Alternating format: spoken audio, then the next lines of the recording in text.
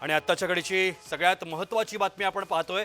जरांगेंच्या पाठीशी अजित पवार, लक्ष्मण हाकेंचा गंभीर आणि खळबळजनक आरोप। ओबीसी नेता लक्ष्मण हाके यांनी हा आरोप केलाय। जरांगेंच्या पाठीशी अजित पवार असं थेट वक्तव्य लक्ष्मण हाकेंनी केलंय। मांडीला मांडी लावून कोण बसतात? पण हाकेजी तुम्ही आता जो आरोप करताय मांडीला मांडी लावून बसतात, नेमकं कोण बसतात? कोणावरती थेट रोख आहे तुमचा? अरे अजितदादा पवार नाहीत का उपमुख्यमंत्री पदावर? बर, थेट कुणाचे आमदार अजितदादांवरती आहेत हे तुमचा आरोप आहे? अरे हे पंडित आणि हे सोळंकी कुणाचे आमदार आहेत? हम्म, अजितदादा पवारांचे आमदार नाहीत? हम्म.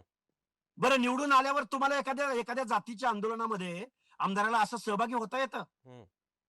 बरं, व्हा तुम्ही न्याय मागणीसाठी तुम्ही सामील व्हा, आमची अडचण नाही.